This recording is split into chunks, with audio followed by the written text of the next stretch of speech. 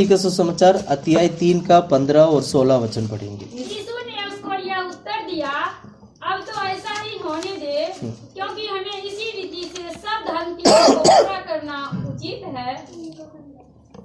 खुदा परमेश्वर आमीन। प्रभु हम तारीफ करते, प्रार्थना करते, प्रभु दिया गया अच्छे समय के लिए हम धन्यवाद करते खुदा परमेश्वर। इन दिनों में हम बपतिस्मा के बारे में हम सीख रहे हैं खुदा प्रभु। हालेलुया, आमीन परमेश्वर, हालेलुया।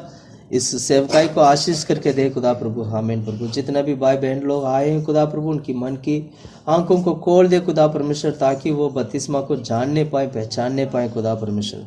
तो राजाओं का राजा सर्वशक्तिमान परमेश्वर हमारे बीच में कार्य करे। तेरे हाथों में देते हमें छिपाकर, पवित्र आत्मा आप हमारे बीच में प्रकट होने के लिए हम प्रार्थना करते हैं। यीशु के नाम से मांगते हैं खुदा प्रभु, हालेलुया, हालेलुया।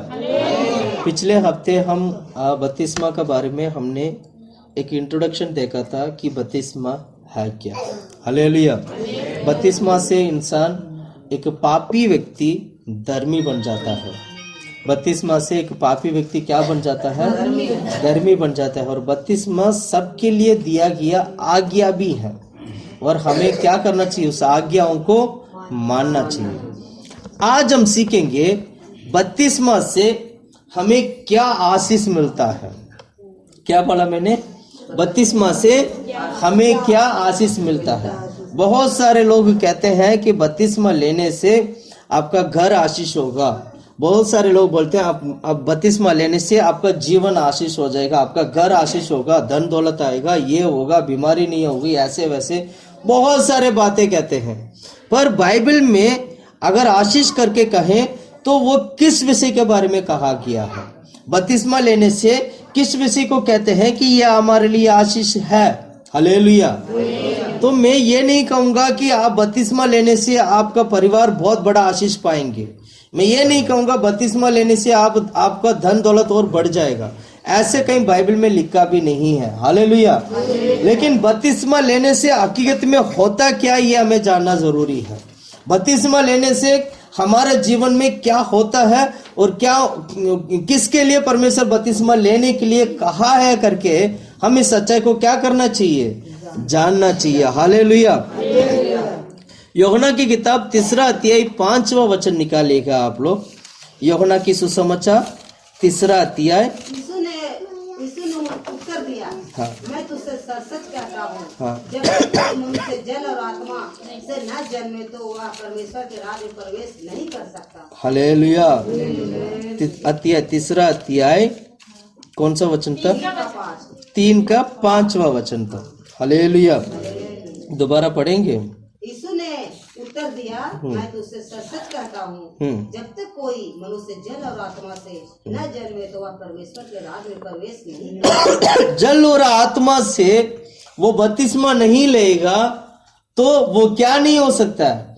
परमेश्वर की राज्य में प्रवेश नहीं कर सकता है। हालेलुया। बपतिस्मा सबसे पहला एक सीढ़ी है जो परमेश्वर के राज्य में प्रवेश करने के लिए मदद करता है। सुना आपने? बपतिस्मा लेने से सबसे पहला कदम, बपतिस्मा का सबसे पहला कदम यह होता है, आप परमेश्वर की राज्य में प्रवेश कर सकते हैं।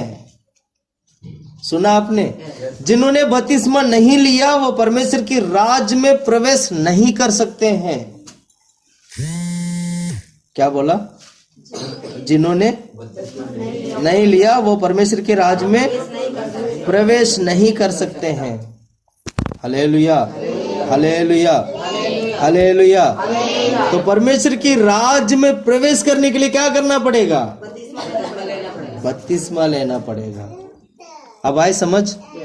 बपतिस्मा किस लिए लेते हैं? परमेश्वर के राज्य में प्रवेश होने के लिए। एक तरफ से देखा जाए तो ये एक टिकट है। ये एक तरफ से देखा जाए तो ये क्या है? एक टिकट है। ये टिकट दिया गया आपको परमेश्वर के राज्य में जाने के लिए। जबकि 3 वचन पढ़िएगा, 3 का 3 पढ़िएगा। यीशु ने उसे उत्तर दिया, मैं तुझसे सच सच कहता हूँ, यदि कोई नए सिरे से ना जन्मे तो, यदि कोई नई सीरी से ना जन्मे तो परमेश्वर के राज्य देख नहीं सकता। परमेश्वर की राज्य को देख नहीं सकता। 3 वचन में पढ़ते हैं, हम परमेश्वर की राज्य को देख नहीं सकता। 5वां वचन में हम पढ़ते हैं परमेश्वर के राज में प्रवेश नहीं कर सकता। दोनों संभव अलग अलग है। परमेश्वर की राज को देखना एक अलग एक्सपीरियंस है और परमेश्वर की राज में प्रवेश करना एक अलग एक्सपीरियंस है। सुन रहे हैं आप लोग? बाइबल में 3रा वचन में क्या लिखा है? परमेश्वर की राज को देख नहीं सकते। कौन नहीं देख सकते? जो व्यक्ति नई सिरी से जन्म नहीं लेगा तो वो परमेश्वर की राज को देख नहीं सकता है। अब ये क्या हुआ? जन्म लेने का अर्थ क्या होता है? नई सिरी से जन्म लेने का मतलब क्या होता है?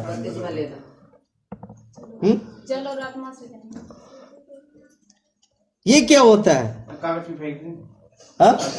ये क्या होता है? नई सिरी से जन्म लेना का मतलब ये होता है बॉर्न अगेन, दोबारा जन्म लेना। यीशु ने कहा कि एक व्यक्ति नई सिरी से जन्म नहीं लेगा तो वो परमेश्वर की राज को देख नहीं सकता है। अब नई सिरी से जन्म लेना, अब पहले से हमारा जन्म हो चुका है, कि हम दोबारा माँ की कोख से हम दोबारा जन्म लेंगे? क्या ये हो सकता है? ये पॉसिबल नहीं है, ये नहीं हो सकता है।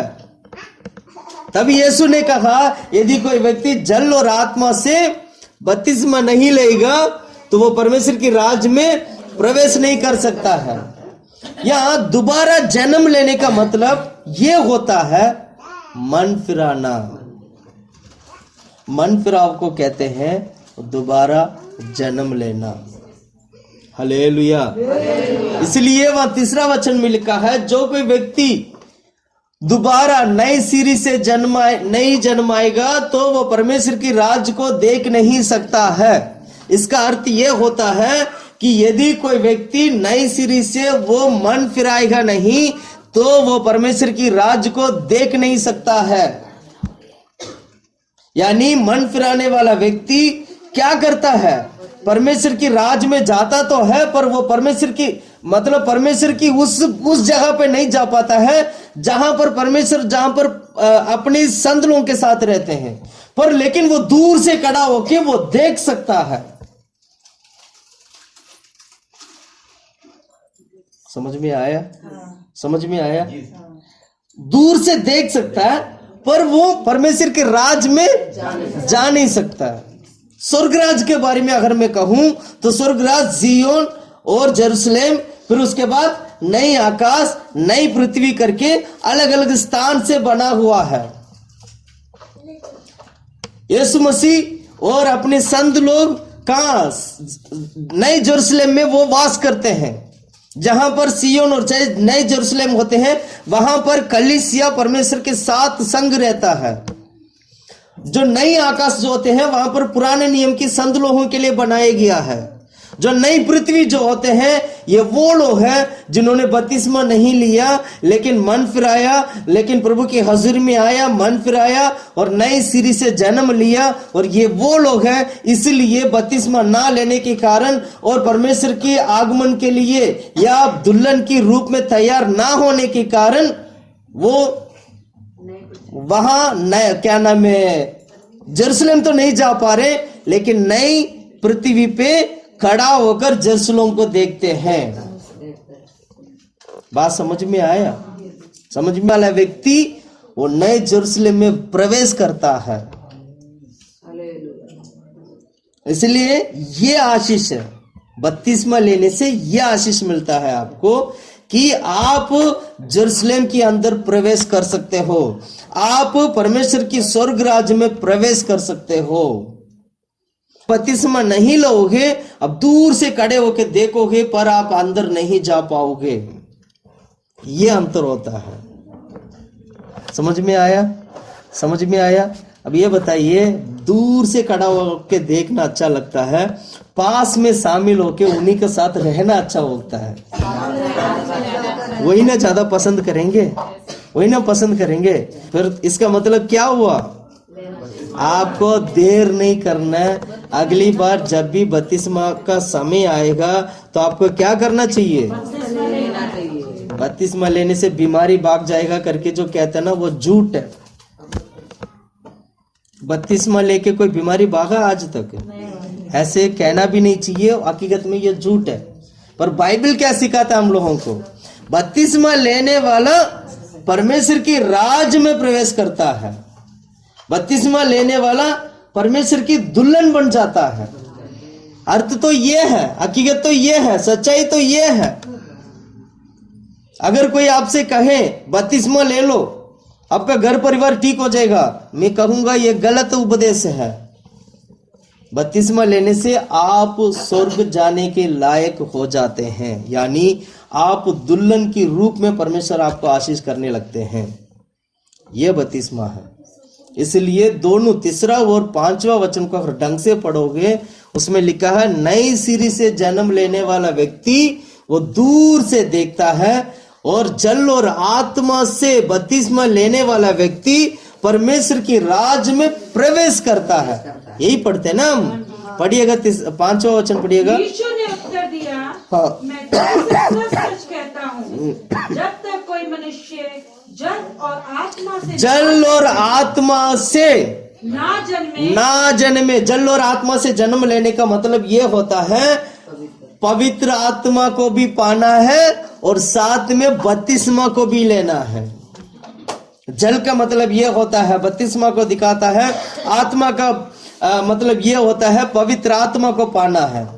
ये दोनों चीज जब आप पालोगे तब आप परमेश्वर की आगमन में उठा लिए जाने के लिए आप समझ लो तैयार हो चुके हैं। ये दोनों नहीं है तो क्या होगा? शायद उद्धार तो पा लिए तो फिर क्या होगा? परमेश्वर की राज में प्रवेश तो नहीं कर सकते लेकिन जा सकते, मतलब नई पृथ्वी से दूर से देख सकते हैं। और नई पृथ्वी में कौन है? जो लोग उद्धार पाए हैं। उद्धार पाए वो लोग होते हैं जिन्होंने बपतिस्मा नहीं लिया, जिन्होंने पवित्र आत्मा नहीं पाया, जो दुल्हन के रूप में तैयार नहीं थे। आज भी जब यीशु आएगा ना, वही लोग उठा लिए जाएंगे जिन्होंने बपतिस्मा लिया। वही लोग उठा लिए जाएंगे जो लोग पवित्र आत्मा पाए हैं, क्योंकि वो दुल्हन के लिए आ रहे हैं, पूरा कलीसिया के लिए नहीं आ रहे हैं। उसमें से कुछ लोग हाथ छोड़ दिया जाएगा। सुन रहे हैं आप लोग? सुन रहे हैं आप लोग?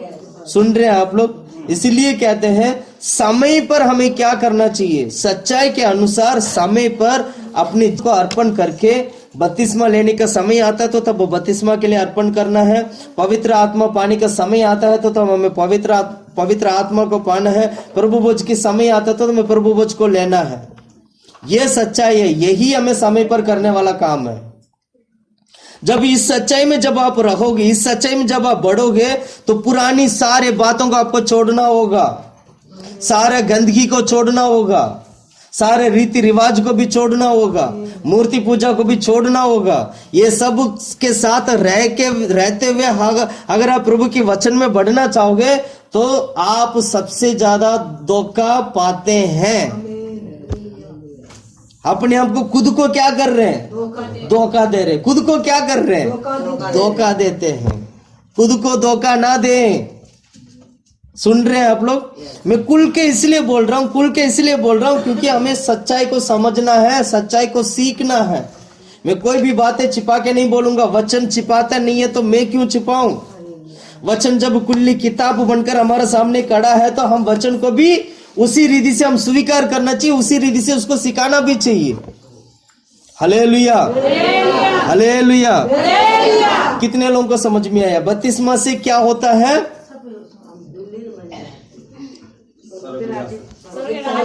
स्वर्ग राज्य में जा सकते हैं। स्वर्ग राज्य में क्या कर सकते हैं? कितने लोग जाने के लिए तैयार हैं?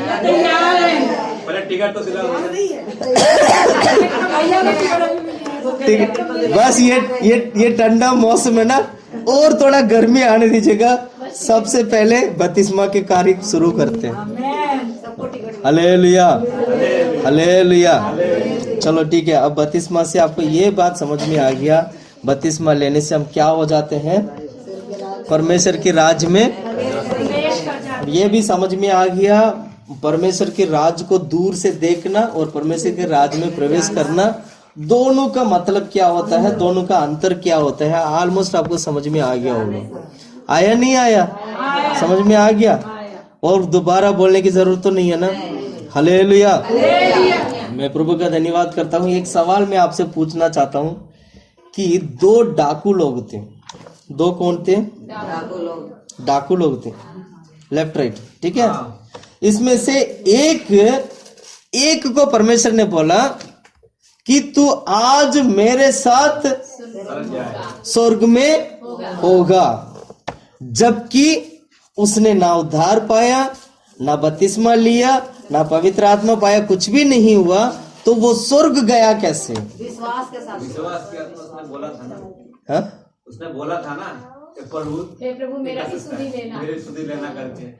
तो गया कैसे? परमेश्वर ने ऐसे कैसे उसको कह दिया कि भाई तू आज मेरे साथ स्वर्ग में मिलेगा? क्योंकि उसने विश्वास किया ना भैया, उनके प्रभु का विश्वास किया, उसकी आत्मा पवित्र थी। 2 डाकू था, एक तो वो था बोले तू मेरे प्रभु है, ऐसे क्यों कर रहा है? एक विश्वासी निंदा कर रहा है। पहला वाला बोल रहा था मैं ठीक है, मत बोल। भैया परमेश्वर को जब वचन ये कह रहा है कि बपतिस्मा लो और पवित्र आत्मा पाओ तो स्वर्ग राज जाओगे, लेकिन परमेश्वर स्वयं उनको मुंह से बोला, परमेश्वर को बोला हुआ वचन स्वयं उनको लगा, तो क्या वो जा नहीं सकते? जा सकते। परमेश्वर नियम के खिलाफ इतना सा भी नहीं करेंगे। अब समझ में आ रहा है? उन्होंने जो नियम बना दिया ना, वो खुद भी उस नियम से हटेंगे नहीं। सुन रहे हैं आप लोग? ध्यान से सुनिएगा, मैं बताता हूँ कैसे गया। वो स्वर्ग तो गया था, पर वो दूर से देखने वाले जगह पे गया था। समझ में आ रहा है? वो उस जगह पे नहीं गया जहां पर संत लोग परमेश्वर के साथ है, जहां दुल्हन उसके साथ है। तो हुआ क्या वहां पर? उसने अपनी पापों को इकरार किया। उसने अपने पापों को क्या किया? नई सिरे से दोबारा जन्म लिया। तुरंत परमेश्वर ने क्या किया? उसको स्वीकार किया, और स्वीकार किया, और परमेश्वर ने उसको आशीष किया, आज तू मेरे साथ स्वर्ग में होगा। समझ में आया? नई सिरे से जन्म कहां ले रहा है? सूली पे मरते वक्त, क्रूस पे, वो भी तो क्रूस पे लटका हुआ है। सुन रहे हैं आप लोग? उन्हें बपतिस्मा तो नहीं लिया, लेकिन स्वर्ग गया। स्वर्ग उस जगह पे गया जहां पर नई पृथ्वी का जगह है, जो दूर से देख सकते हैं, उस जगह पे गया है। लेकिन वो परमेश्वर जहां पर अपने दुल्हन और दुल्हा जो जिस जगह पे रहते हैं, जो जेरूशलेम, सिय्योन और जेरूशलेम है, वहां पर वो नहीं गया। अब ये था तरीका। अब समझ में आया आपको?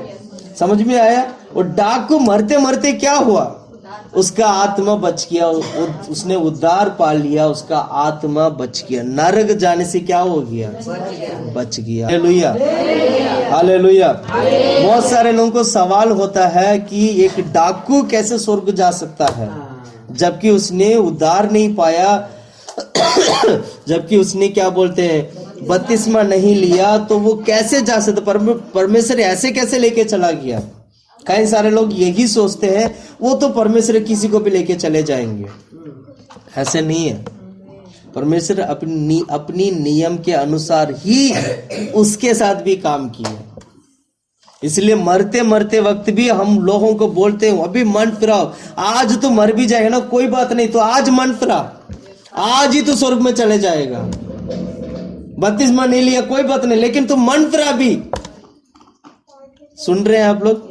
सुन रहे हैं आप लोग? बहुत सारे लोग बिना बपतिस्मा लिए मर जाते हैं। क्या वो स्वर्ग नहीं जाते हैं? स्वर्ग जाते हैं, पर उस दुल्हन की रूप में नहीं, एक कैसे नहीं, एक विश्वासी का मतलब क्या बोलते हैं, एक उद्धार पाया हुआ व्यक्ति बनकर वो जाता है। इसीलिए जो नई पृथ्वी जो है वो उद्धार पाए हुए व्यक्ति के लिए है। सच्चाई को ठीक से समझोगे तो बड़े आराम से आपको समझ में आ जाएगा। हालेलुया। दूसरा पॉइंट, दूसरा आशीष क्या है? 32 पहला वही था ना, जो बपतिस्मा लेने से प्रभु के राज्य में प्रवेश कर सकते हाँ। दूसरा पॉइंट ये है, बपतिस्मा लेने से पाप की स्वभाव मर जाता है। लिख लेना, बपतिस्मा से पाप की स्वभाव मर जाता है। हालेलुया। पढ़िएगा आप लोग रोमियो की किताब 6 अध्याय 2 और 3 वचन। जल्दी जल्दी पढ़िएगा रोमियो की किताब 6 अध्याय कितना वचन? दूसरा। 2 और 3। कदापि नहीं, हम जब पाप के लिए मर गए तो हाँ। फिर आगे को उसमें कैसे जीवन बिताएं? क्या तुम नहीं जानते कि हम सब जिन्होंने मसीह यीशु का बपतिस्मा लिया उसकी मृत्यु का बपतिस्मा लिया? क्या दोबारा पढ़ें। कदापि नहीं, जब पाप के लिए मर गए तो जब पाप के लिए मर गए तो फिर आगे को उसमें कैसे जीवन बिताएं? हाँ, क्या तुम नहीं जानते कि क्या तुम नहीं जानते हो कि हम सब मसीह को बपतिस्मा लिया, हमने जो बपतिस्मा लिया है वो मसीह का बपतिस्मा है उसकी मृत्यु का बपतिस्मा लिया। और वो उसकी मृत्यु का बपतिस्मा लिया। हालेलुया। बपतिस्मा लेने से पाप की स्वभाव मर जाता है। दोबारा बोलता हूं मैं, ध्यान से सुनिएगा। बपतिस्मा लेने से पाप की स्वभाव मर जाता है। हाँ, बपतिस्मा लेने से क्या होता है? पाप की स्वभाव मर जाता है। पाप की स्वभाव क्या है? पाप की स्वभाव क्या है?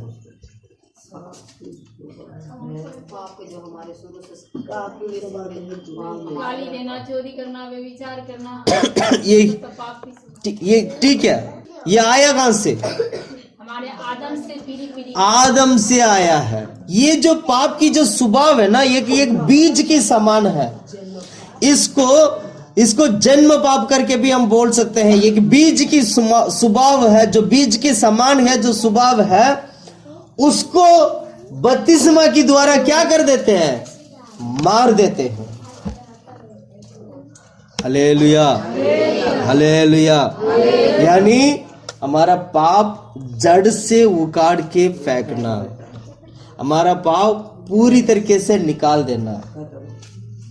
प्रभु यीशु मसीह ऐसे ही बपतिस्मा हमारे लिए नहीं दिया है। परमेश्वर आपको शुद्ध करता है, पवित्र करता है, परमेश्वर आपको जीवन को बदलता है, तो यह 100% सच है। आपकी पाप से मुक्ति मिलता है तो 100% पाप से मुक्ति मिलेगा, 1-2% नहीं। सुना आपने? प्रार्थना करते यीशु के नाम से, प्रभु इसकी पाप को क्षमा कर दे, माफ कर दे। क्षमा हो जाता है, माफ हो जाता है। लेकिन जब वो आप बपतिस्मा लेते हो, वो जड़ से उखाड़ के उसको क्या कर देते हैं? मार देते हैं, पाप को मार देते हैं। इसलिए बपतिस्मा में मृत्यु होता है। मृत्यु किसका होता है? पाप की स्वभाव का मृत्यु होता है। किसका मृत्यु होता है? पाप की स्वभाव। हमारे अंदर पाप की स्वभाव वो जीवित रहता है। वो तब तक जीवित रहता है जब तक हम बपतिस्मा नहीं लेते हैं। अक्सर आपको पाप करने के लिए वो स्वभाव आपको क्या करेगा? बार बार आपके सामने लेके आएगा। वो स्वभाव बार बार आपके सामने आएगा और आप बड़ी हिम्मत के साथ क्या करोगे? पाप करोगे और आपको कोई रोकने वाला नहीं होगा। कोई भी पाप करना है, वो स्वभाव ऑटोमेटिकली आपको वहां लेके जाएगा। पाप करने के लिए आप पीछे नहीं हटोगे। इस स्वभाव को खत्म करना बहुत जरूरी है, क्योंकि कोई भी पापी परमेश्वर की राज्य में प्रवेश नहीं कर सकता है। इस कारण परमेश्वर ने क्या किया? सभी व्यक्ति को, सभी मानव जाति को पवित्र करने के लिए हमारे लिए बपतिस्मा की सेवकाई परमेश्वर ने दिया है।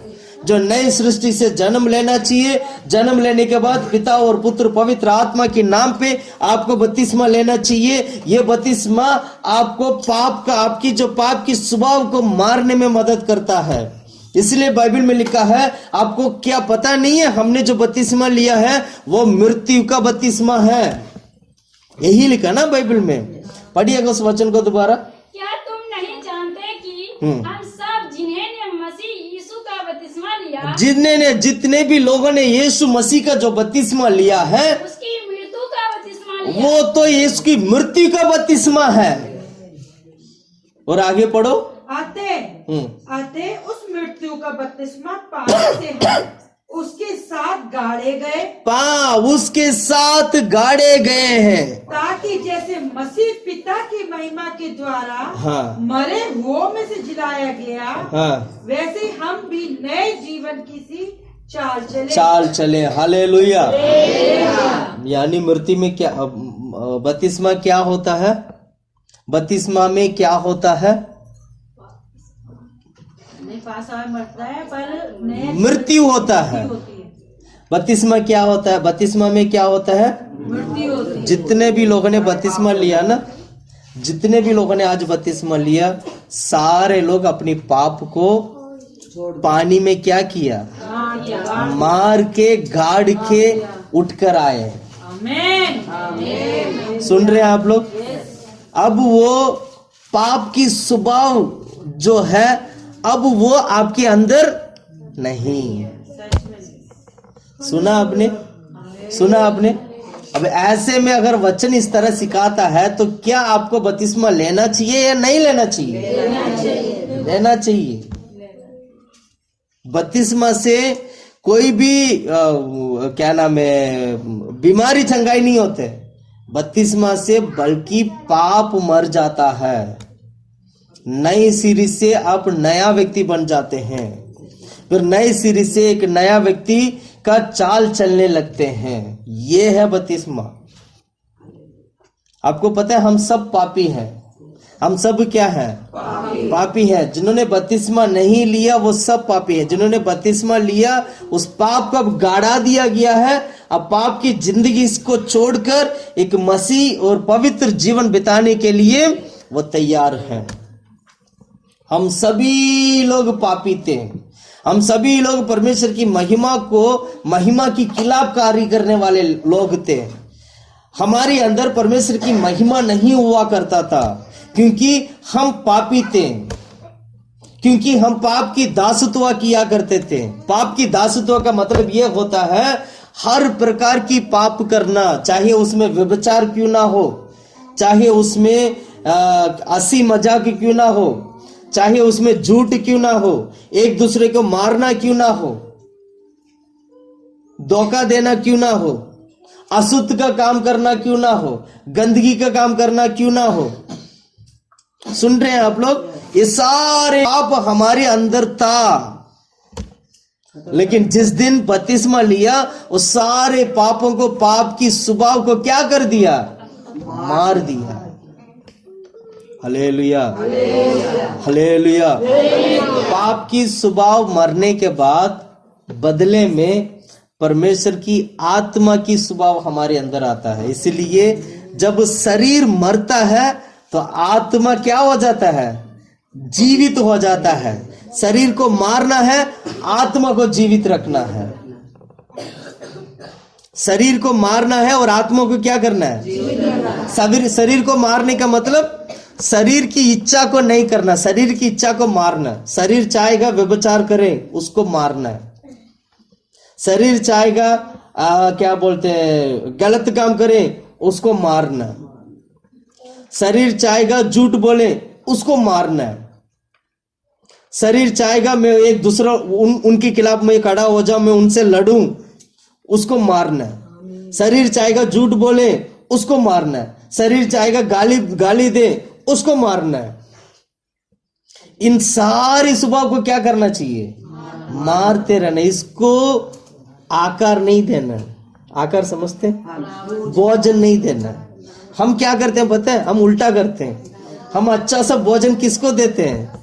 शरीर की स्वभाव को भोजन देते हैं, उसको अच्छा खासा तंदुरुस्त कर देते हैं, तगड़ा बना देते हैं। जबकि बाइबल में लिखा है शरीर की स्वभाव को क्या करना चाहिए? मारना है। उसको भूखा रखो। उसको क्या रखना है? क्या रखना है? भूखा रखना है। उसको खाना नहीं देना। उसके बदले में आत्मा को जगा दो। उसके बदले में परमेश्वर की आत्मा को जगा दो। आत्मा की स्वभाव भी है, आत्मा का स्वभाव यह होता है जो आनंदित होना, परमेश्वर की प्रेम, धीरज।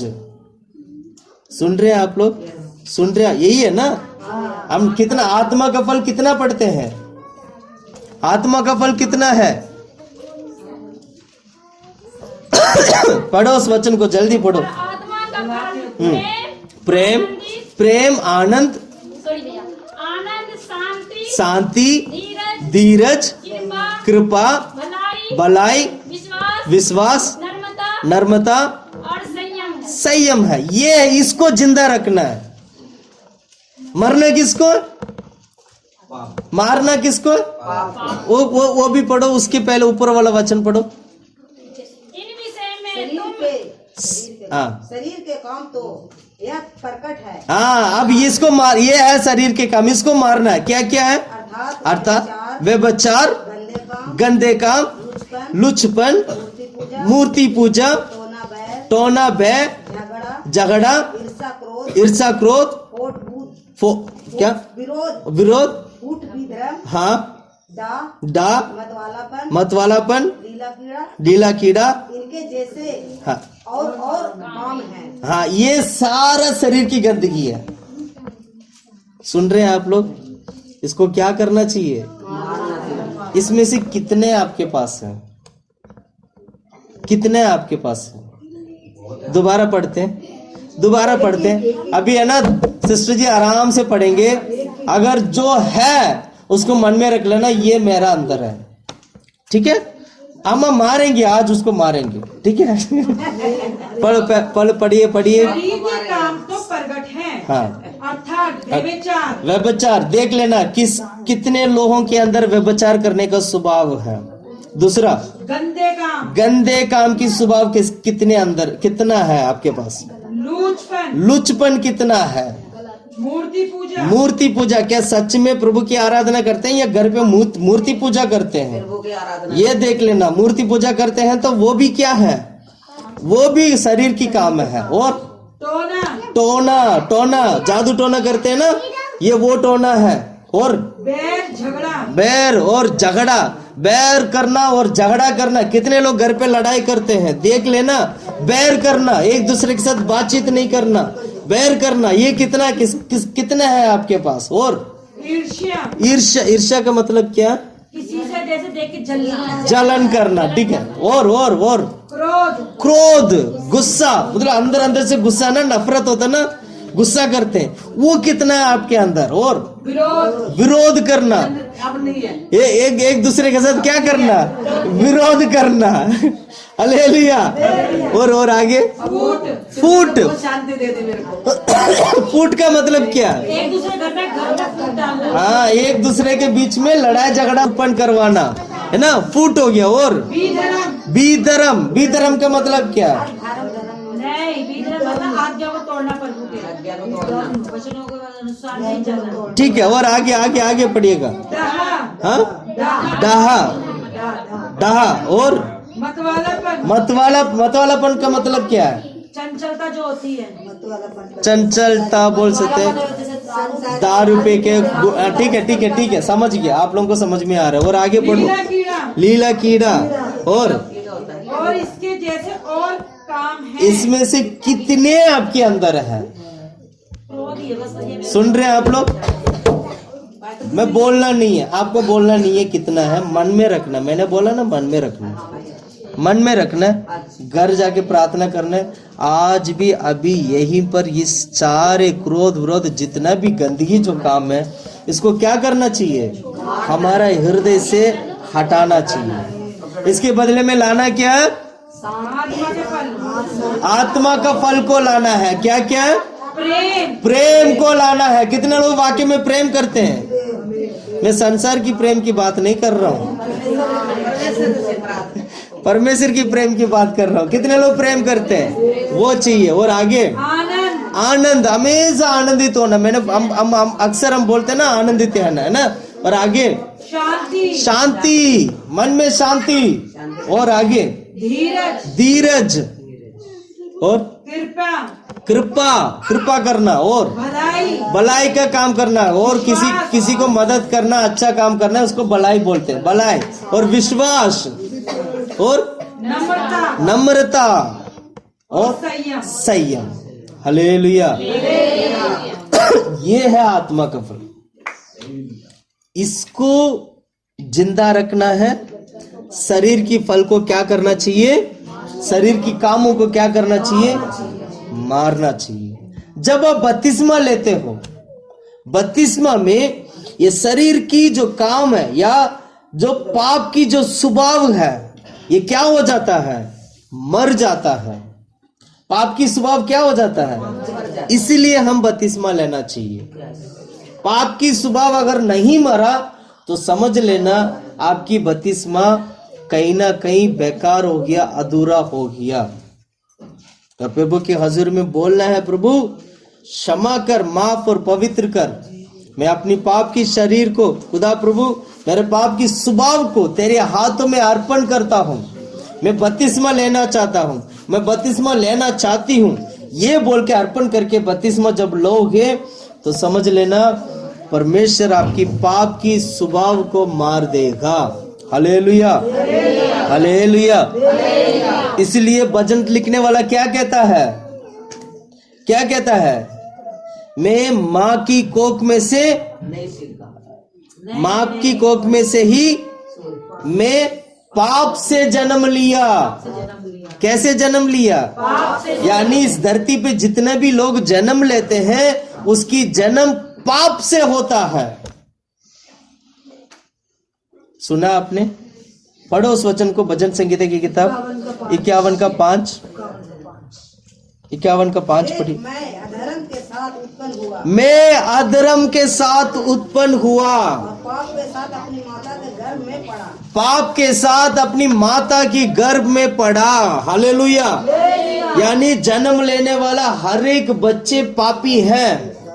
सुना आपने? जन्म लेने वाला हर एक बच्चा क्या है? पापी है। उसका जब समय आएगा, उसको जब समझ में आएगा, जब उसको जब समझ आएगा कि मैं पापी हूं, तब उसको बपतिस्मा लेना चाहिए। हालेलुया। इसलिए बपतिस्मा बच्चों को दिया नहीं जाते हैं। बपतिस्मा किसको नहीं दिया जाते? बच्चों को नहीं देते, क्योंकि बच्चों को समझ नहीं है वाकई में पाप क्या है। बच्चों को समझ नहीं है वाकई में क्या बोलते हैं बपतिस्मा क्या है। लेकिन जिस उम्र पे आपको समझ में आता है, जिस उम्र पर आप समझने लग जाते हो, 18 साल 20 साल की उम्र में बहुत अच्छी तरीके से समझ में आ जाती, क्योंकि वहां से बुद्धि खुलने लग जाता ना, तो उस उम्र पे लेना सबसे अच्छा होगा। तो इसमें ऐसे में क्या बच्चे स्वर्ग नहीं जा पाएंगे? अगर बच्चों की, छोटी छोटी बच्चों की अगर डेथ हो जाता है तो क्या वो स्वर्ग नहीं जाएंगे? वो जाएंगे। वो क्या करेंगे? जरूर स्वर्ग जाएंगे। आपसे पहले स्वर्ग में मिलेंगे।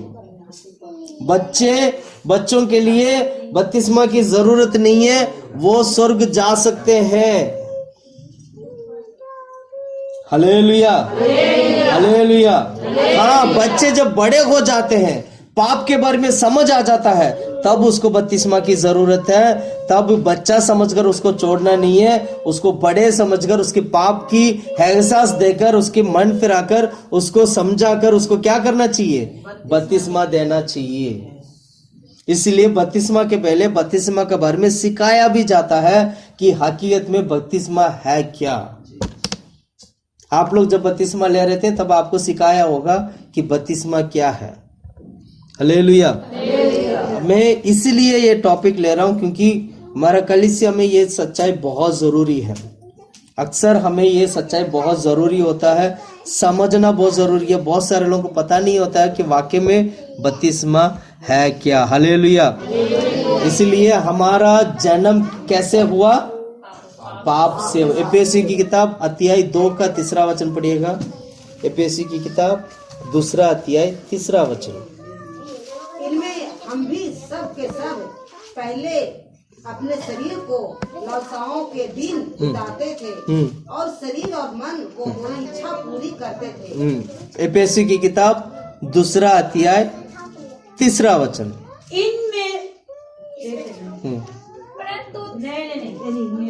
इनमें हम भी सब के सब पहले अपने शरीर की लालसाओं के दिन बिताते थे। शरीर की लालसाओं के दिन बिताते, मतलब शरीर जैसे कहता था उसकी लालसा के अनुसार हम जीवन बिताते थे और शरीर और मन की इच्छाएं पूरी करते थे। शरीर ने जो इच्छा रख लिया और मन में जो समझ लिया, बस उसी का ही पूरा किया करते थे हम लोग। और अन्य लोगों के समान स्वभाव ही से क्रोध की संतान थे। स्वभाव से क्रोध की संतान थे।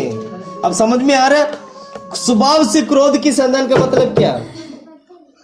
जैसे हमारे स्वभाव से क्रोध की संतान का मतलब क्या? जैसे हमारे माता पिता क्रोध करते फिर उनसे जन्म में हमारे अंदर क्रोध आ गया। हाँ, तो यही तो इसी को बोलते पाप का स्वभाव। इसको बोलते हैं पाप का स्वभाव। इस स्वभाव को, इस क्रोध की संतान को मारने के लिए परमेश्वर ने बपतिस्मा दिया है।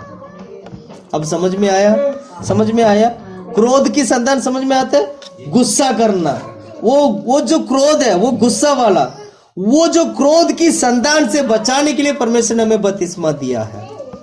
Hallelujah, hallelujah. अगर इसको हम समय पर नहीं मारेंगे तो होगा क्या?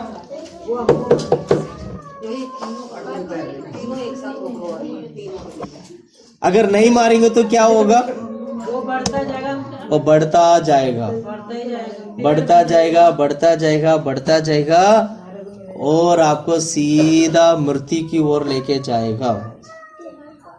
बहुत सारे लोगों को, प्रिय भाइयों बहनों, मैं बताता हूँ, बहुत सारे लोगों को बपतिस्मा की सच्चाई नहीं पता है। इसलिए बहुत सारे लोग बपतिस्मा नहीं ले रहे हैं। बपतिस्मा लेने का मतलब ये होता है, मैंने सबसे पहला पॉइंट हमने देखा, परमेश्वर की राज में प्रवेश होने के लिए बपतिस्मा इसलिए लेते हैं। दूसरा हमने क्या देखा था? पाप की स्वभाव मर जाता है। और भी बहुत सारा सच्चाई है, हम धीरे धीरे थोड़ा थोड़ा करके हम देखेंगे। हालेलुया। रोमियो की किताब 6 अध्याय 6 वचन पढ़िएगा। रोमियो की किताब 6 अध्याय 6 वचन 6। हम जानते हैं कि हमारा पुराना मनुष्य हाँ, उसके साथ क्रूस पर चढ़ाया गया, हाँ, ताकि पाप का शरीर व्यर्थ हो जाए हाँ, और हम आगे को पाप के दास्तन में ना रहें। पाप की दासत्व में ना चले। पाप की दासत्व का मतलब क्या होता है? जैसे और संसार के लोग भी रहते हैं तो उसके साथ हम भी ना चले। दासत्व का मतलब क्या? उस सेवा करना। किसकी सेवा करना?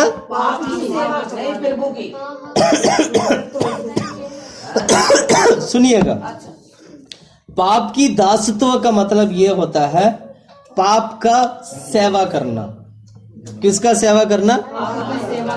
जब तक आप बपतिस्मा नहीं लोगे तब तक आप पाप की सेवा करते ही रहोगे। सुना आपने क्या बोला मैंने? जब तक हम बपतिस्मा नहीं लेते हैं तब तक हम पाप की सेवा करते हैं, हम उसकी सेवक बन जाते हैं। जैसे परमेश्वर की दास होते हैं, परमेश्वर की सेवक, जो भी बोलो, ऐसी शैतान का भी दास होता है जो पाप की सेवा करता है। शैतान का भी दास होता है, सेवक होता है जो पाप की सेवा करता है। वो सेवकाई तब खत्म होगा, वो दासत्व तब खत्म होगा जब आप परमेश्वर की हजूरी में अपनी पाप की स्वभाव को अर्पण करके बपतिस्मा लेंगे। आपको निर्णय लेना है कि मुझे पाप की दासत्व करना है या परमेश्वर की सेवक बनना है। अगर परमेश्वर की सेवक बनना, परमेश्वर की सच्चाई में चलना है तो सबसे पहले पाप की दासत्व करना छोड़ना चाहिए। ये पाप की दासत्व तभी छूटेगा जब आप बपतिस्मा लेने के लिए तैयार हो जाओगे। यही लिखा है यहाँ पर, छठा अध्याय छठा वचन में यही लिखा, पढ़ो। हम जानते हैं कि हमारा पुराना मनुष्य हमारा पुराना मनुष्य यानी बपतिस्मा लेने के पहले पुराना मनुष्यत्व उसके साथ क्रूस पे चढ़ाया गया। हम उसको क्रूस पर चढ़ाने का मतलब हमने बपतिस्मा ले लिया है ना, क्रूस पर चढ़ा दिया गया। और ताकि पाप का शरीर व्यर्थ हो जाए। हाँ, अब तो क्रूस पर चढ़ाने का मतलब हमने बपतिस्मा ले लिया ताकि पाप की शरीर व्यर्थ हो जाए। और आगे, और हम आगे को पाप के दासत्व में ना रहे। आगे पाप की दासत्व में हम ना रहे। और आगे, क्योंकि जो मर गया वह पाप से छूटकर धर्मी ठहरा। हाँ, जो पाप के लिए मर गया है वो पाप से छुटकारा पाकर धर्मी ठहर गया है। कितना अच्छा से वचन सिखाता है, देखिएगा। हालेलुया। ऐसे कोई है जिनको समझ में नहीं आ रहा हो? ऐसे कोई है? समझ में आ रहा है ना सबको? हालेलुया। और ये पाप क्या करता है? पाप परमेश्वर के करीब जाने में हमें अलग करता है। पाप परमेश्वर के पास जाने के लिए हमें रोकता है। इस पाप को अगर आप बपतिस्मा के माध्यम से आप इस पाप की स्वभाव को यदि मारकर गाड़ दिया जाए, क्रूस पर लटका दिया जाए, तो पाप की दासत्व करना छूट जाएगा। पाप की दासत्व बिल्कुल खत्म हो जाएगा। बदले में आप परमेश्वर की सेवक बन जाओगे। इसलिए बाइबल में परमेश्वर ने कहा सभी को बपतिस्मा दो और उन्हें चेले बनाओ। सभी को क्या बनाना है? चेले बनाओ। चेले कैसे बनाया जाता है? बपतिस्मा देने से चेले बनते हैं। यही अर्थ हुआ ना। बपतिस्मा देने से क्या हो जाता है? परमेश्वर की चेले, मतलब परमेश्वर की विश्वासी बन जाते हैं, परमेश्वर के लोग बन जाते हैं। वो एक तरफ से परमेश्वर की चेले बन जाते हैं। चेले का अर्थ यह होता है अब पाप की दासत्व को छोड़कर परमेश्वर की स्वर्गराज की परमेश्वर की दासत्व करने लगते हैं। या अगर मैं ऐसे भी बोल सकता हूं, पाप की बदले में धर्मी की दासत्व करता है। इतना दिन पाप की दासत्व किया करता था, अब धर्मी आ गया, अब ये धर्मी की दासत्व करता है। हालेलुया। दूसरा पॉइंट हमने क्या देखा था? बपतिस्मा लेने से पाप का स्वभाव मर जाता है। बपतिस्मा लेने से पाप की स्वभाव क्या हो जाता है? बपतिस्मा लेने से चंगाई पालोगे। तीसरा पॉइंट नहीं भैया क्या कह रहे थे? सुनते जाइए, बोलना नहीं। प्रचार करते हुए तो बीच बीच में इतना बोलते हैं आप लोग, इतना बोलते हैं। कभी किसी प्रचार में कोई बोलते हुए सुना आपने? कभी देखा? नहीं देखा ना, तो क्यों बोलते हैं? हालेलुया। बपतिस्मा लेने से आपको चंगाई मिलेगा, तो ये क्या है? झूठ है, ये गलत है। ये क्या है? ये अब मुझे बताइए, बपतिस्मा लेने से क्या? मैंने 2 पॉइंट बोला। बपतिस्मा लेने से क्या होगा? प्रभु के राज्य में प्रवेश करेंगे। सबसे पहले तो वचन हमें बिल्कुल इतना अच्छे से सिखाता है कि परमेश्वर के राज में तो प्रवेश करेगा। और दूसरा हमने देखा था पाप की स्वभाव को मर जाते हैं। वो पाप की स्वभाव बपतिस्मा में क्या हो जाता है? पूरा की पूरा मर जाता है। शरीर की काम मर जाता है। शरीर की काम क्या क्या था? क्या क्या था? वो सारे थे भैया, व्यभिचार थे,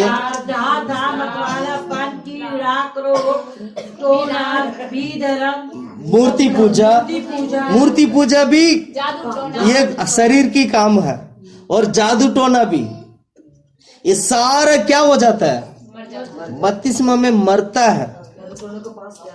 दोबारा जो कामों को आपने बपतिस्मा में मार दिया था, उस काम को दोबारा मत उठाना।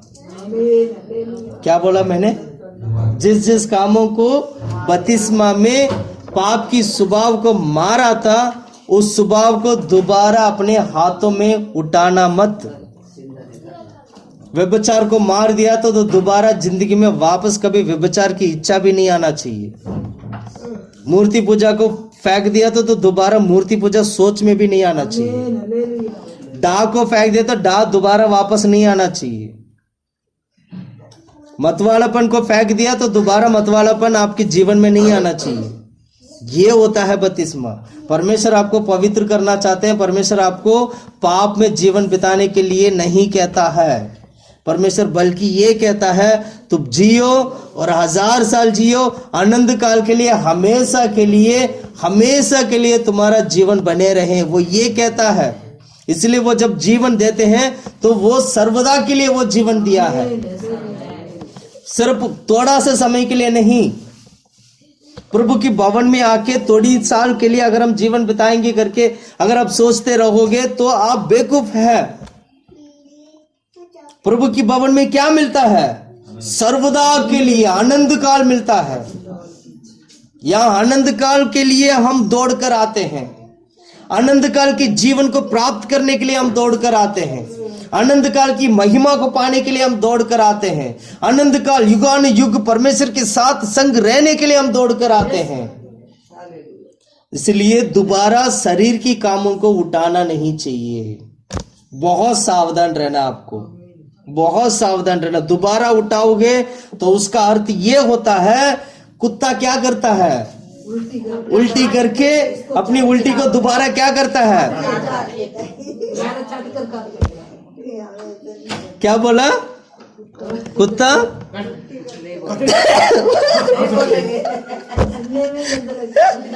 हालेलुया। कभी देखा आपने? कभी देखा आपने? हालेलुया।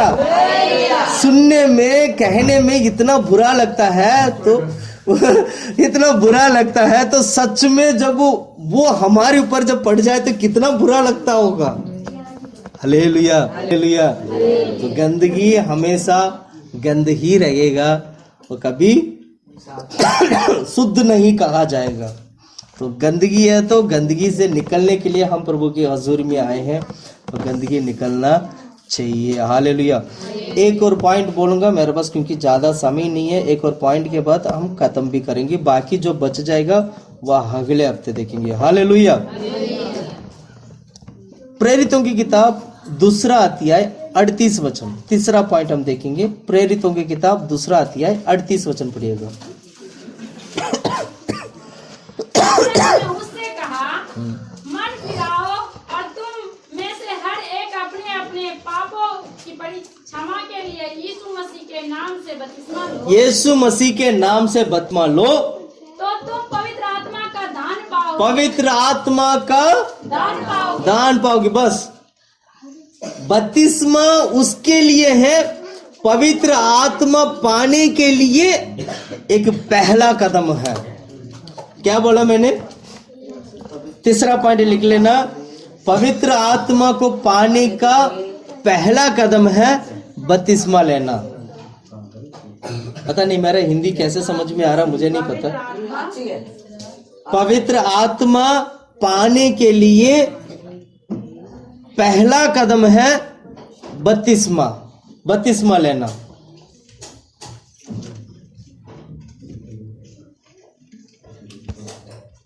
शायद ऐसे में आपको जल्दी समझ में आ जाता होगा। लिख लिया आपने? पवित्र आत्मा पाने के लिए पहला कदम है बपतिस्मा लेना। यानी बपतिस्मा लेने वाला व्यक्ति पवित्र आत्मा को पाता है। क्या आप पढ़ना उस वचन को, प्रेरितों की किताब 2 अध्याय 38 वचन।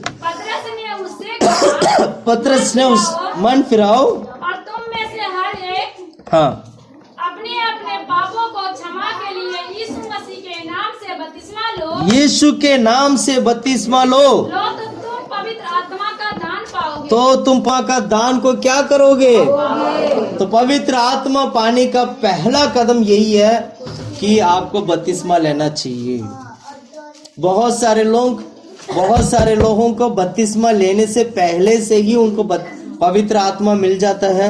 और बहुत सारे लोग ऐसे भी हैं, मोस्टली बपतिस्मा के बाद पवित्र आत्मा मिलता है, लेकिन कुछ लोग ऐसे भी हैं जो बपतिस्मा लेने से पहले से ही उन्हें पवित्र आत्मा मिल जाता है। यानी दोनों को आपको प्राप्त करना है। बपतिस्मा लोगे और उसके बाद आपको पवित्र आत्मा भी मिलेगा। आपको पाना जरूरी है। बपतिस्मा लिया हुआ व्यक्ति, कोई भी व्यक्ति बिना पवित्र आत्मा का नहीं रहना चाहिए। पवित्र आत्मा हमें सही मार्ग दिखाता है, सही तरीके से हमें सिखाता है। यह हमारे लिए आशीष है।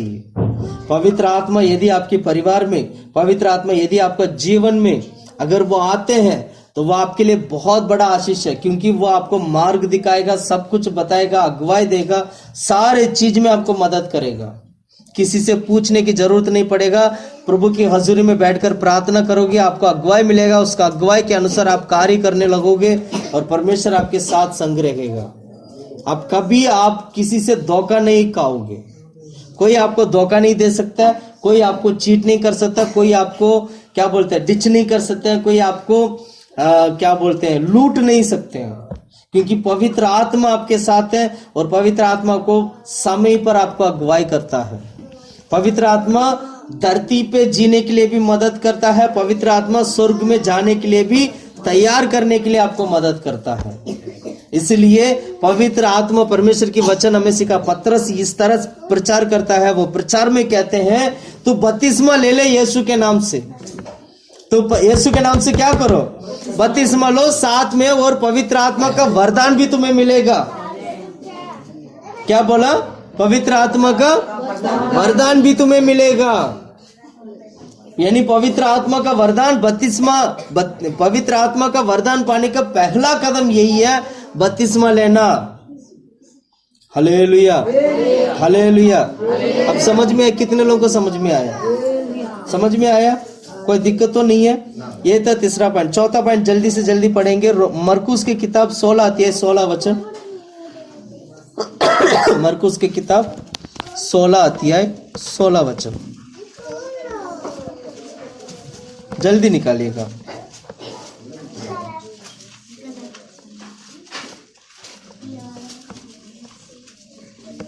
जो विश्वास करे हाँ और बपतिस्मा ले, हाँ उसी का उद्धार होगा। हाँ, उद्धार होगा।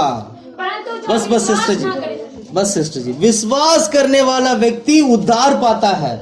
विश्वास करके जो बपतिस्मा लेता है वो उद्धार पाता है। उद्धार का मतलब यह, उद्धार में बहुत सारे सीढ़ियां हैं। उद्धार का मतलब क्या है? बहुत सारा सीढ़ियां हैं। यानी आप बपतिस्मा लेना भी उद्धार बोलते हैं, हम बोल सकते हैं, और पवित्र आत्मा पाना भी उद्धार है, और परमेश्वर की वचन में चलना भी उद्धार है। बहुत सारे बात कह सकते हैं। मतलब कुल मिला के उद्धार के बारे में अगर मैं कहूं, जितना भी सच्चाई है, सारा उद्धार का एक एक कदम है। ये क्या बोला? वचन सुनोगे तो समझ में आएगा। वचन सुनना जरूरी है, बार बार नहीं आएगा वचन। क्या बोला मैंने? नहीं, इससे पहले क्या बोला था? उद्धार, बपतिस्मा लेने से उद्धार आता है, विश्वास से उद्धार होता है, वचन उद्धार जो है, सुनिएगा, बताता हूं। जितना भी सच्चाई जो बाइबल में दिया, सारा सच्चाई एक तरफ से देखा जाए तो ये एक उद्धार है। समझ आया ना? आप बपतिस्मा में भी आपको उद्धार मिलता है, उसको भी इसलिए बाइबल में लिखा है, विश्वास करके तू बपतिस्मा लेते हो तो तू उद्धार पाता है। वो उद्धार है। पूरी बाइबल उद्धार के विषय में एकदम परफेक्ट है। क्या बोला मैंने? पूरी बाइबल उद्धार के विषय में पूरी की पूरे संपूर्णता है। उद्धार के बारे में अगर आप बाइबल में ढूंढोगे, कहीं पे भी आपको अधूरा नहीं मिलेगा। परमेश्वर ने बाइबल हमने ऐसे दिया है, उद्धार करने के लिए ये बाइबल काफी है। एक व्यक्ति उद्धार पाने के लिए, एक व्यक्ति उद्धार पाके स्वर्ग में जाने के लिए, एक बाइबल, ये जो बाइबल है, ये जो वचन है, काफी है। इसीलिए बहुत सारे सच्चाई है, कई सारे सच्चाई हम बाइबल में पढ़ते हैं। वो कई सारे सच्चाई को परमेश्वर ने छिपा के रखा है। छिपा के मतलब छिपा के करके भी मैं नहीं बोलूंगा, उसका समय जब होगा तब वो भी मिलेगा। लेकिन उद्धार के विषय में अगर आप बाइबल में खोलोगे, पढ़ोगे, सीखोगे, पूरे की पूरे परफेक्ट सब कुछ मिलेगा। इसलिए कहते हैं बपतिस्मा लेना एक उद्धार भी है।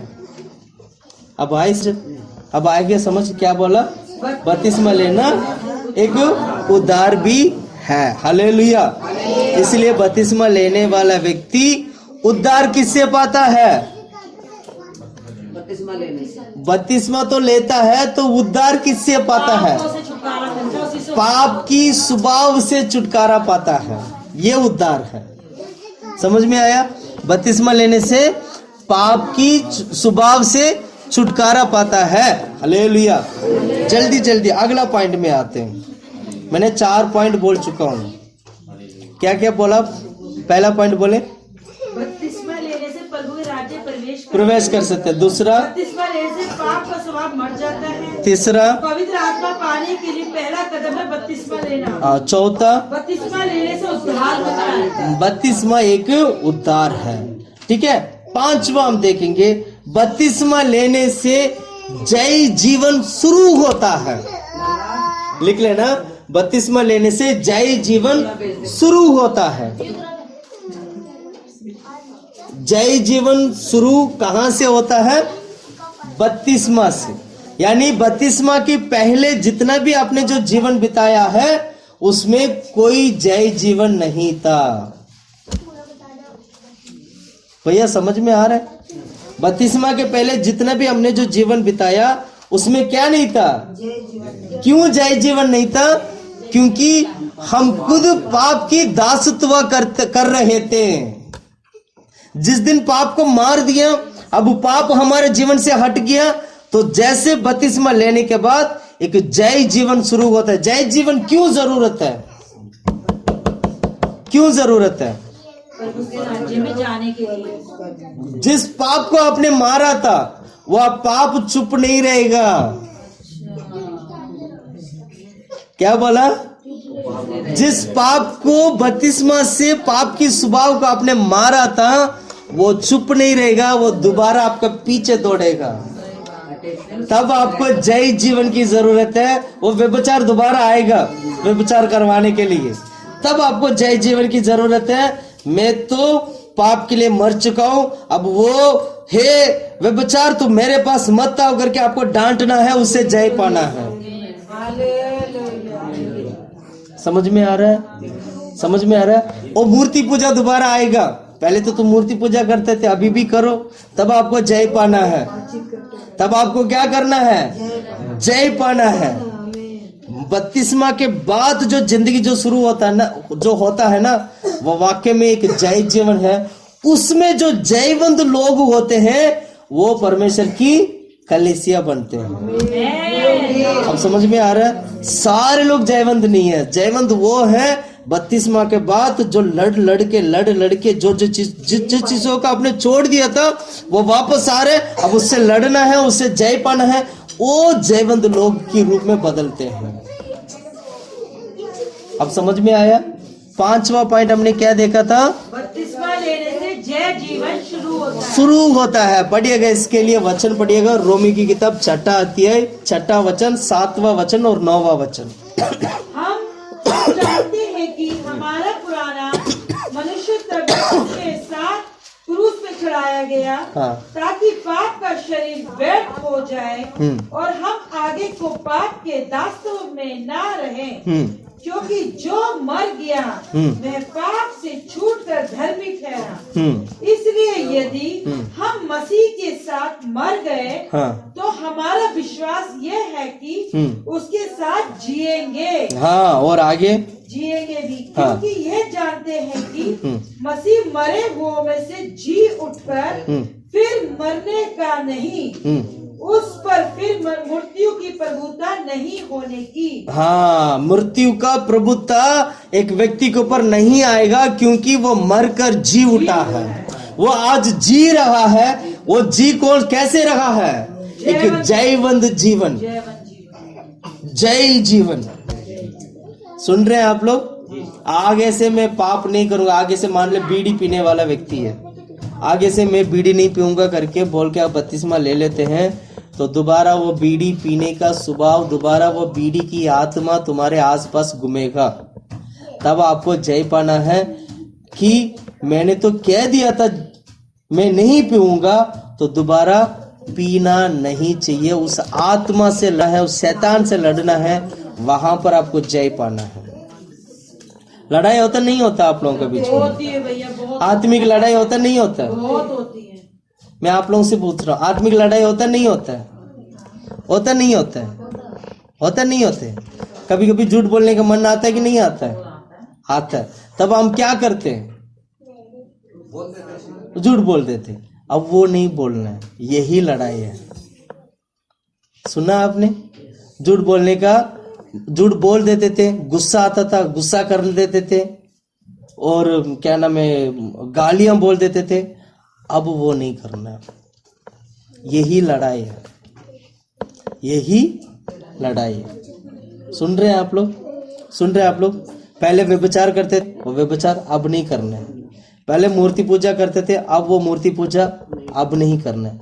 यही लड़ाई है। इस लड़ाई में जो जीतेगा वो परमेश्वर के राज में जाता है, वो जयवंत लोहों की गिनती में आता है, वो जयवंत कलीसिया के रूप में प्रभु की हजूरी में जाता है। केवल बपतिस्मा लेने से स्वर्ग नहीं चले जाओगे। बपतिस्मा लेने के बाद एक जयवंत जीवन बिताना जो जरूरी होता है, वो आपको बीतना चाहिए। वो आपको जय जीवन पाना चाहिए।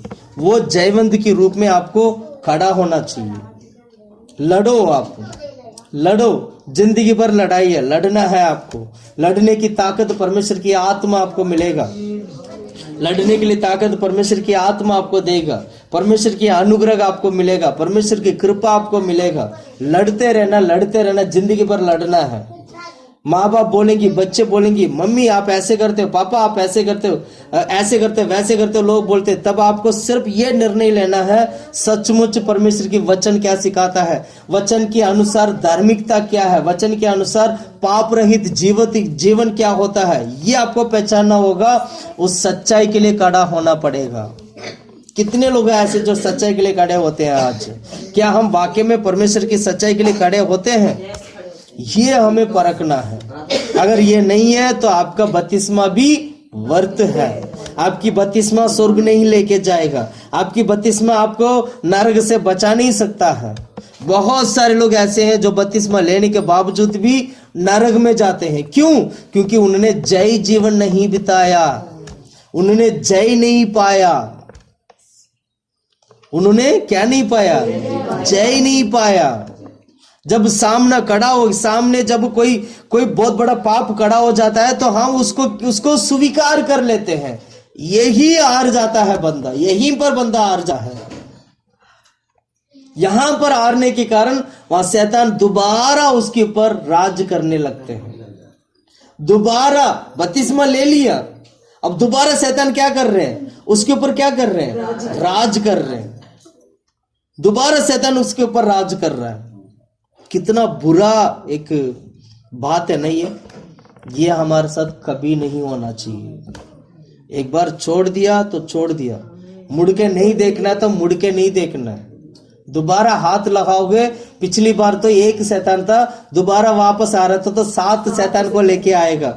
बाइबल में लिखा है ये। तो वो और ज्यादा ताकतवर के साथ आएगा, आपके अंदर उतना ताकत नहीं होगा, उल्टा और लुढ़क जाओगे। प्रभु के हजूर में डर के साथ, भय के साथ किसी न किसी तरह पवित्र आत्मा को पाना है, प्रभु के वचन में चलना है, प्रभु के डरते हुए कांपते हुए प्रभु के हजूर में बढ़ना है। ये परमेश्वर हमें सिखाया है। Hallelujah, hallelujah, hallelujah. बाकी मैं 2 पॉइंट में 5 मिनट में बोल के मैं खत्म करता हूँ, जल्दी आइएगा। गलातियों की किताब 3 अध्याय 26 से लेके 28 तक का वचन पढ़ते हैं, जल्दी पढ़िएगा। गलातियों की किताब 3 अध्याय 26 से लेके 28 तक पढ़ो। क्योंकि तुम सब उस विश्वास के द्वारा जो मसीह यीशु पर है, हाँ, परमेश्वर की संतान हो, परमेश्वर की संतान हो। और तुम में से जितने ने मसीह में बपतिस्मा लिया जितने ने मसीह में बपतिस्मा लिया है, उन्होंने मसीह को पहन लिया। उन्होंने मसीह को पहन लिया।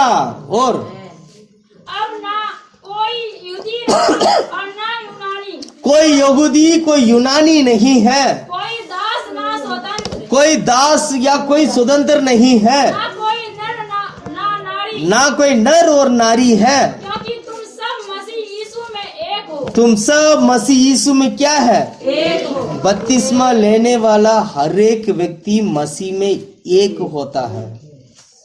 हालेलुया। छठा पॉइंट लिख लेना, बपतिस्मा से मसीह को पहन लेते हैं। आप लिख लेना,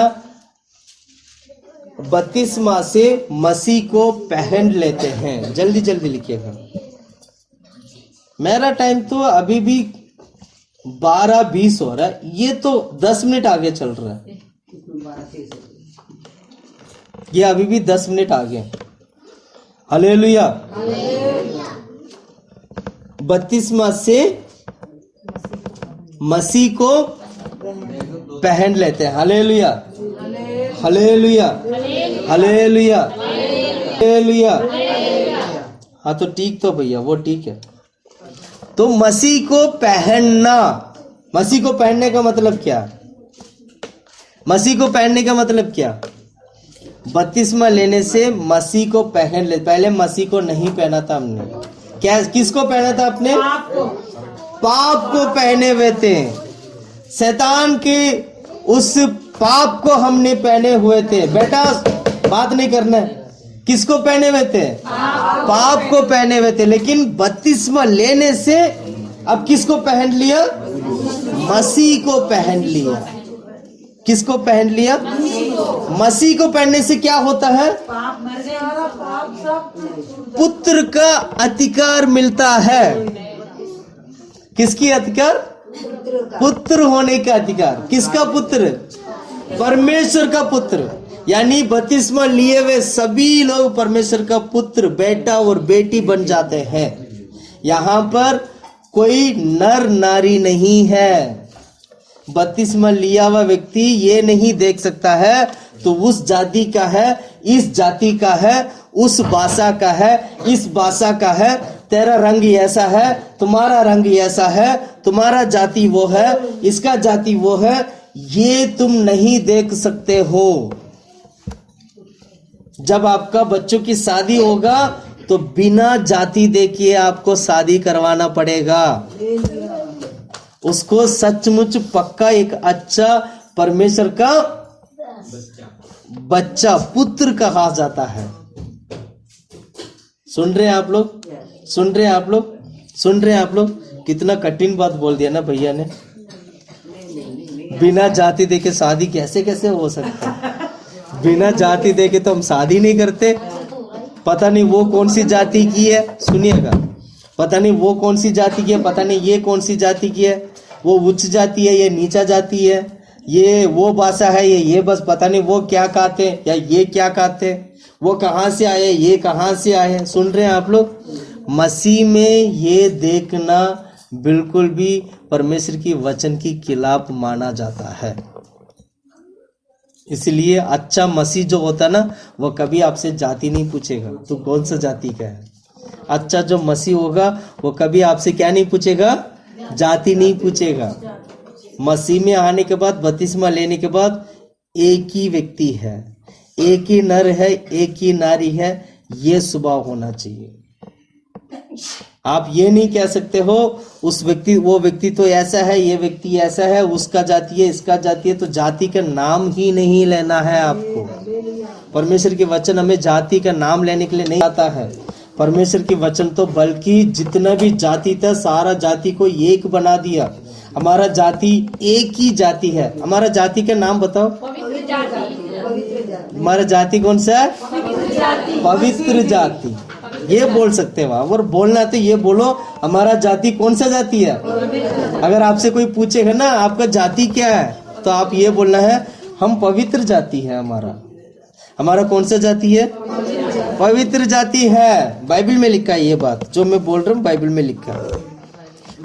कौन सा जाति है? ये बोलोगे मैं उस जाति का हूँ, इस जाति का हूँ, ये हूँ, वैसे वैसे बोलोगे? नहीं। बपतिस्मा लेने के बाद जाति का नाम आपका मुंह से नहीं निकलना चाहिए। सुना आपने? सुना आपने?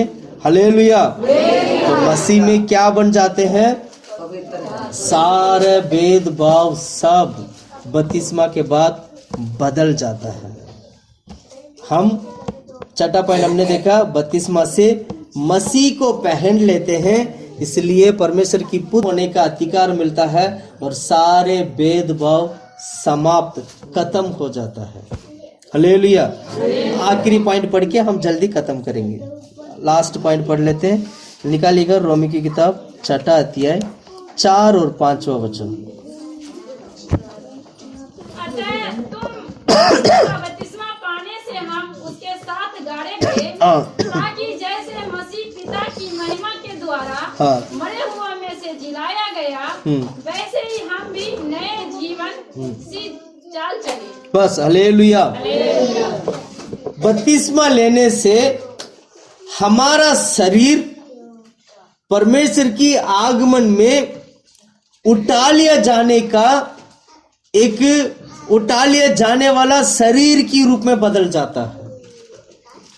7वां पॉइंट लिख लेना, हमारा शरीर रूपांतर होते हैं बपतिस्मा लेने से, या हमारा शरीर परमेश्वर की आगमन में उठा लिया जाता है। जो दोबारा पढ़े उस वचन को। बपतिस्मा लेने से हमारा शरीर, अतः तो उस मृत्यु का बपतिस्मा पाने से हम उसके साथ गाड़े गए, उसके साथ गाड़े गए, ताकि जैसे मसीह पिता की महिमा के द्वारा मरे हुओं में से जिलाया, मसीह जैसे मसीह ने पिता की महिमा से मरे हुए मुर्दों में से जिलाया गया, जीवित हुआ, वैसे ही हम भी नए जीवन सी चाल चले। नई जीवन की चाल का मतलब ये होता है पुनरुत्थान पाना। छाया मतलब ये होता है पुनरुत्थान पाना। आप लिख लो ना, छाया का मतलब पुनरुत्थान पाना। छाया मतलब उसी के तरह हम भी क्या होंगे, नया जन्म, उसी की तरह हम भी जीवित होंगे। अब ये बताओ, सारा दुनिया कहता है कि यीशु मसीह आएगा तो सब उठा लिए जाएंगे, बोलते ना, नहीं बोलते? बोलते ना। कभी ये सोचा उठा लिए कैसे जाएंगे? कभी ये सोचा कैसे उठा लिए जाएंगे? कहते बादल में उठा ले जाएंगे। भैया ध्यान से सुनने। एक पाप से भरा हुआ शरीर क्या परमेश्वर की राज में उठा लिया जाएगा? ठीक है, पाप से छुटकारा पाना चाहिए आपको, बपतिस्मा लेना है, पवित्र आत्मा जो भी है ये सारा करना है। ये करने के बाद शरीर परमेश्वर की आगमन में शरीर उठा लिया जाना। अब उठा लिया जाना कैसे, ये सिलसिला कैसे होगा? ये सिलसिला तभी होगा हमसे पहले कोई हमारे जैसे मुर्दों में से मरकर जी उठा हुआ व्यक्ति होगा, तो तब जाके हमारा शरीर भी उसी के तरह मरकर जी उठेगा। समझ में आया आपको? कुछ समझ में आया? उदाहरण के लिए यीशु मसीह का शरीर, यीशु मसीह मुर्दों में से मरकर जी उठा करके हम पढ़ते हैं ना। यीशु मसीह की मृत्यु कैसे हुआ था? क्रूस पर उसको मार दिया गया, मर गया। 3 दिन तक उसको शरीर को कहाँ रखा गया था? कब्र में रखा गया था। 3 दिन के बाद वो तीसरा दिन क्या हुआ? यीशु मसीह जी उठा। अब ये जो काम जितना भी हुआ है, ये काम ऐसे की ऐसे ही आपका जीवन में भी होना है। समझ में आ रहा है? अब जब तक आपका जीवन में ये नहीं होगा तो यीशु मसीह के आगमन में आप उठा लिए नहीं जाओगे। इसीलिए परमेश्वर ने बपतिस्मा लेके आया था। बपतिस्मा से हमारी पाप की स्वभाव को हम मार देते हैं, गाड़ा जाते हैं, सब कुछ खत्म करके नई सिरे से दोबारा जन्म लेते हैं। यानी बपतिस्मा लेने से यीशु मसीह की छाया में हम भी, उसकी मृत्यु में हम भी शामिल हो गए हैं। जैसे वो मरकर तीसरा दिन जी उठा है, वैसे जब यीशु मसीह आएगा बादलों में हम भी उठा लिया जाएंगे। ये सारा तब होगा जब आप बपतिस्मा लोगे। अब आई बात समझ में आया? बपतिस्मा बहुत बड़ा बात है। आपको समझना चाहिए बपतिस्मा क्यों, किस लिए। बपतिस्मा आपको स्वर्ग जाने के लिए मदद करता है। मेरी तरफ देखिए, छोड़ दीजिए उसको, मेरी तरफ देखिए। बपतिस्मा आपको स्वर्ग जाने के लिए मदद करता है। बपतिस्मा आपको परमेश्वर की आगमन में आपकी शरीर उठा लिया जाने के लिए बपतिस्मा आपको मदद करता है, इसीलिए बपतिस्मा है। समझ में आया? समझ में आया? मेरे ख्याल से आपको बहुत सारे बातें समझ में आ गया होगा बपतिस्मा के बारे में, है ना। और भी हम आने वाला दिन में और भी बहुत सारे बातें हम सीखेंगे। घुटने में बैठेगा हम लोग प्रार्थना करते हैं। हालेलुया। धन्यवाद धन्यवाद धन्यवाद धन्यवाद धन्यवाद धन्यवाद धन्यवाद धन्यवाद धन्यवाद धन्यवाद धन्यवाद धन्यवाद धन्यवाद धन्यवाद धन्यवाद धन्यवाद धन्यवाद धन्यवाद धन्यवाद।